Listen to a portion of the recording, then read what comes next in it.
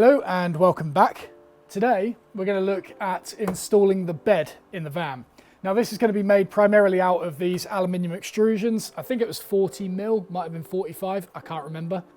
45mm square aluminium extrusion, which will make up the frame. It's going to be bolted to the wall using these aluminium L sections. It's about 6mm thick, 3 inches by 2 inches. And then we got a bunch of hardware in the box here to connect to the aluminium extrusion to itself and also to this. And I had it planned out at some point. I can't remember exactly what I concluded, but I think I've got everything.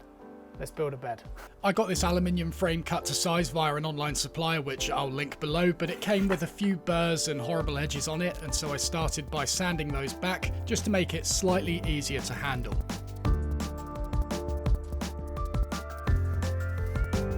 Alright, so my bed is going to be stretched across widthways in the van. I am 6'1", but I tend to sleep on my side and sort of curl up a little bit, so I don't think length is going to be too much of an issue here. I wish I could say that more often. But anyway, the bracket's going to be mounted on this rib here. And I just need to figure out if there's any areas I need to avoid, which doesn't look like it. I think I can hit that entire thing. And this is going to be installed using riv nuts, which are going to be inserted into the frame here and then bolted through from the front. And I'm going to scatter them in a sort of zigzag shape to really make sure this is supported. And I reckon I could do them every sort of 150mm or something like that. That should give me around about 10 fixings in there, which I reckon will be hopefully enough. I don't know. I marked these out with an equal spacing using a tape measure, and probably for the first time in my life, I accounted for the width of the socket that I was going to use to tighten these bolts, which is something I always forget to do and end up having to use an adjustable wrench or something painful like that to tighten these up.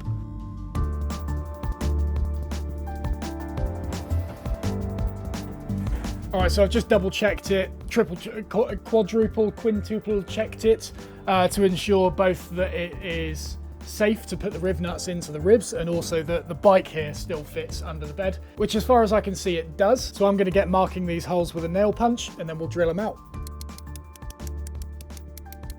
So I'm just going to drill them out at 5mm to begin with, and then I'll enlarge them to fit the bolts that I intend to use.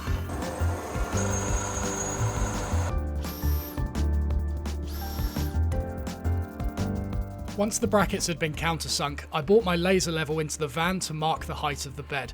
Now you've got to be very careful when doing this, because if the van is parked at an angle or on a slope, you're not going to get an accurate reading when using the gravity setting. So what I did is I marked 4 points within the range of the laser that indicated the height of the bed using the ground as a datum. Once these lines had been marked, I realigned the laser level using the fixed setting, which would give me a plumb line joining all of the dots together.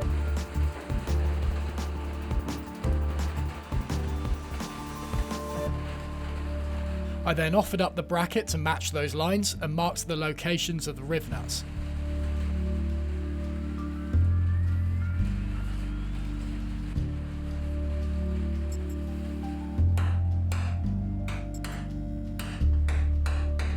I'm going to be using these drill stop collars to prevent me going too deep when drilling out these riv nuts, and I'm going to incrementally increase the size of the drill bits up to the required size in order to sneak up on the fit.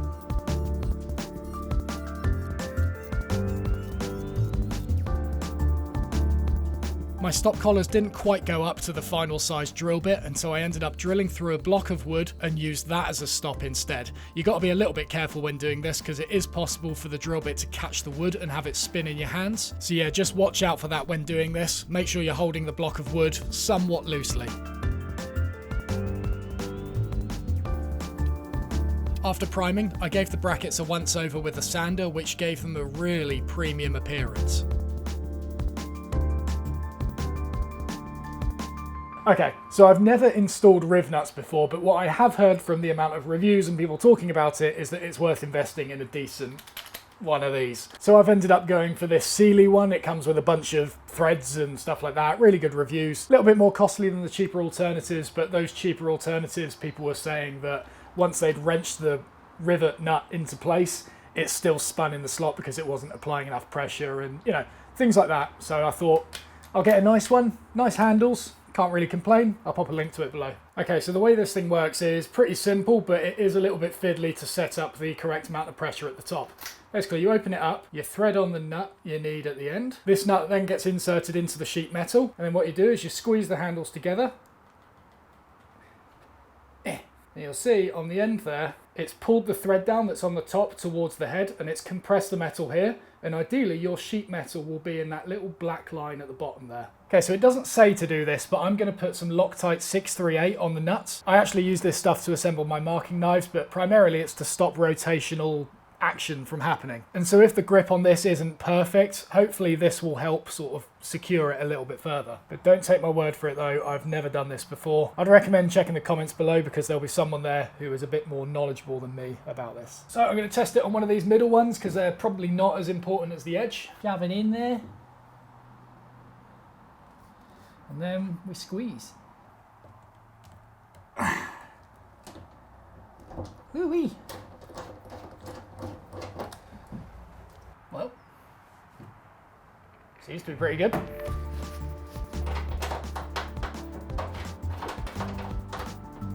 I mean, yeah, that's pretty well in there.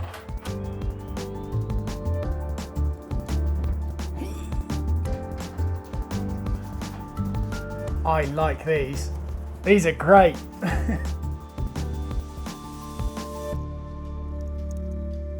Okay, so we'll just swap it out to the M10 thread now for these big boys at the top. Oh, let me know.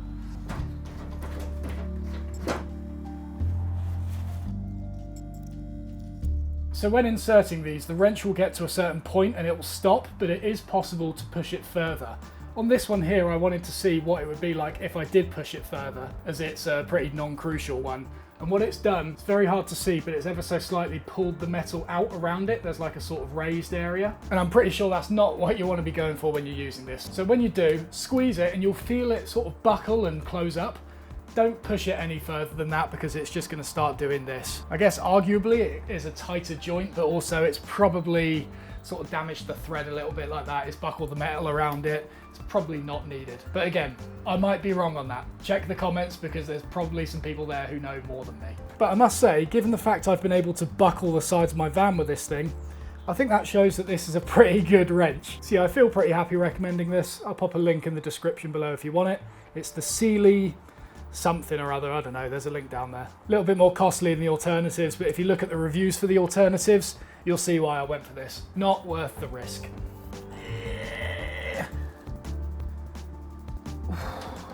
God, I'm gonna have proper boobs by the end of this. Pecs, I mean.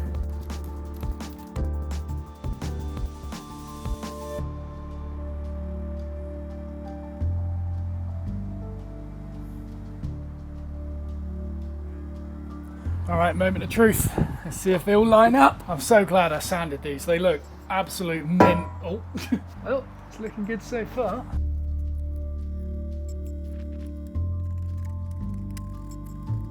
Okay, we got some very slight misalignment. I could get them in, but it's going to start cutting into the aluminium, might start destroying the thread. So I'm just going to widen the holes in this aluminium by like 1 millimeter or so, and that will give these a little bit of wiggle room, but there'll still be plenty enough there to properly wrench it down. Okay, so I've just widened the 8 millimeter holes to 8.5, the 10 millimeter ones to 10.5. Should give me enough wiggle room, I reckon. The same bolt ended up being pretty stubborn, and if you listen out in 3, 2, 1, that was the sound of the riv nut failing, and it ended up spinning in the steel of the van. And so we'll come back to that once I finish fitting this other bracket. Right, so obviously you heard that sort of bang earlier. That is because one of the riv nuts has started spinning in there. I don't believe it's because of the pressure applied by the wrench. I think it's because this hole was slightly misaligned and it's just put too much stress on the riv nut itself, and yeah, it's caused it to just start spinning in the body of the van. It's not going to tighten, it's not going to loosen. So you can sort of see the nut there, and if I turn it, you can see the whole thing turns rather than just the bolt. Now I've tried getting down there with these long nose pliers to sort of grip the outside of the nut while spinning it, but I'm not getting enough purchase with these.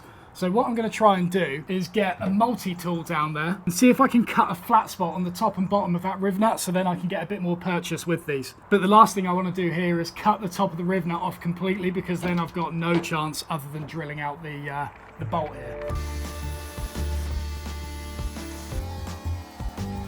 So we've got one flat spot on top there. Just need to spin the bolt around now and see if we can get one on the other side. Unfortunately, however, this didn't work, so I ended up needing to cut the entire bolt off using the multi-tool and then remove the riv nut using rather barbaric means.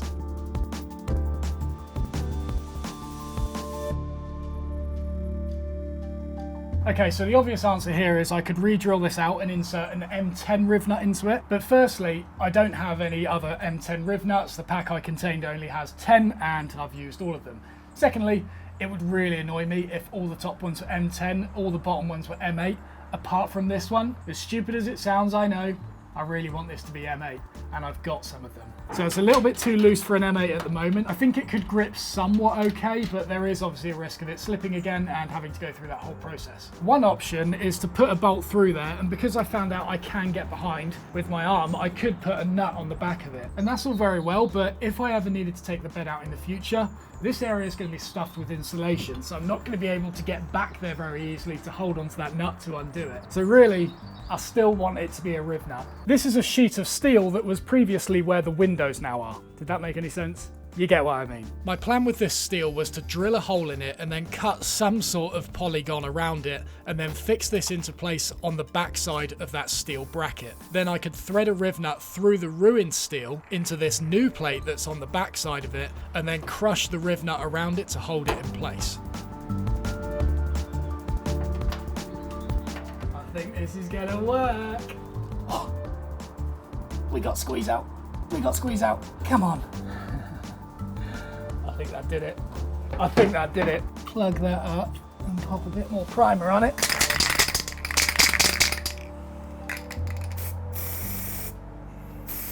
And then we'll just leave that to harden for a little bit. Right, let's see if we managed it.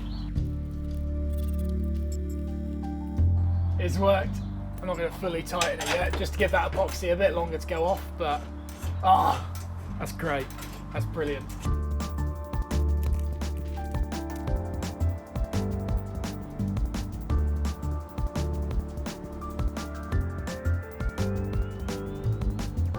Alright, so next we're going to start cutting the aluminium extrusions to size to bridge across here, and then once those are done we'll start doing the ones that go across. There's quite a lot of aluminium.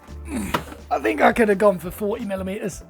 45 is excessive. Alright, 1780 be the width of my van. So I've basically just got to trim 20mm off the end of these. Okay, so I'm going to be cutting the aluminium extrusion on the miter saw. You can cut aluminium with a normal wood cutting blade, but it is better if you buy a dedicated blade that's made for aluminium. This is a non-ferrous metal saw blade, and it actually says on here good for aluminium extrusion. If you are, however, going to be using a wood blade for this, make sure that you're using a negative rake blade. That's what you should be using for a miter saw regardless. Negative rake basically means the teeth are angled back slightly, and what that means is when you pull down, the saw doesn't want to run towards you like that because of the hook teeth.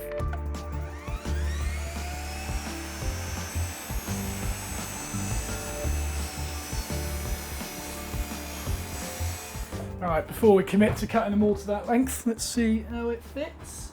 Like a bug. Oh yeah, that is solid. Yeah, this is going to be fine.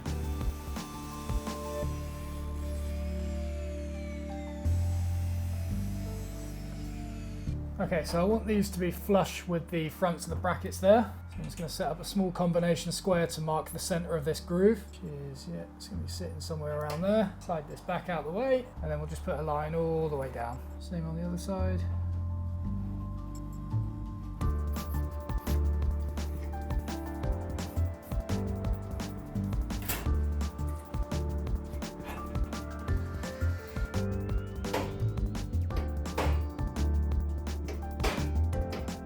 All right, so now I've just got to drill out all eight of these holes in order to bolt down the aluminium extrusions.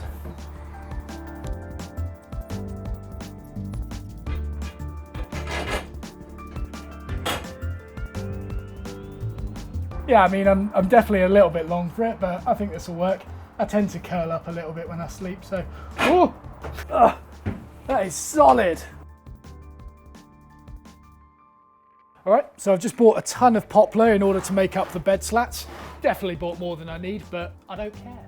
This stuff is an inch thick, and I'm probably going to go, well, they definitely need to be 1400 millimeters long. And in terms of width, probably 3 inches or so, 75 mil. Thickness, maybe, I don't know, 20 mil, something like that. They don't need to be too thick because I do have that supporting rail down the middle of the bed. Of course, you don't need to go to the same lengths as I am here by creating your own slats. Any timber will work for this if you're using the same bed construction as me. Something around 3 inches wide, which is about 75 millimeters by 3/4 of an inch thick, roughly 19 or 20 millimeters, should be absolutely fine. You can buy timber at these precise dimensions at pretty much any DIY merchant you go to.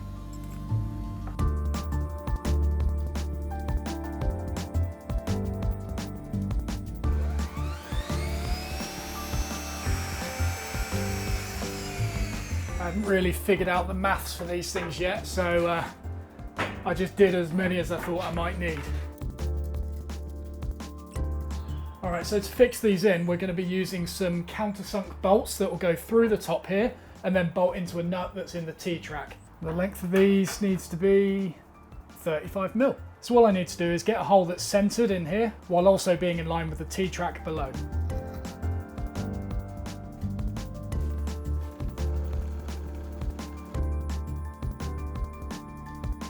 Now, I know I joke a lot on this channel, but I'm being serious at this point. Don't copy the method I'm about to do for this. I'm in a bit of a pinch. I don't have the right tool for it. I don't have the time to get the right tool for it. So I'm going to do something a little bit naughty. Don't follow it, please. This is the pickle I'm in. This is the bolt that I'm hoping to insert into the slats, and the head on it is 20 millimeters wide. Trouble is, my biggest countersink is this, which I think is about 16. Not big enough to countersink the entire head. You can get bigger countersinks, but it's the end of Friday and I can't get one delivered until next Tuesday, so it's not going to work. The next option is to use a router with some sort of guide bush in the bottom. This guide bush would be located on a jig with a 30 millimeter hole. This slots into it. The slat gets located underneath using some sort of stop, and then the router cutter would plunge through that into the wood. But as you can see, there's the problem. It doesn't bloody fit. I did also consider making some sort of platform like this that would encapsulate the router itself, and then that platform could stop in the right position to then be plunged down, concentric to the hole below. But that's quite a lot of faff to go through for the sake of countersinking 24 holes. So I have ordered a larger countersink, and I have ordered a larger guide bush that the router cutter can fit through. But to get me out of the predicament I'm in now, I'm gonna have to do something a bit naughty. Because it's just a plunge cut we're doing, I'm gonna put the router bit in the drill. Seriously, don't do this. Router bits aren't designed to go in drills. I mean, a pillar drill, I know that I can kind of get away with, but I have known people to put router bits in, you know, just normal drills like this and be injured by it. They didn't know any better at the time because they were just sort of getting into the world of woodworking, but I'm telling you now, router bits do not go in drills. Router bits go in routers, would you believe? Don't copy me, please.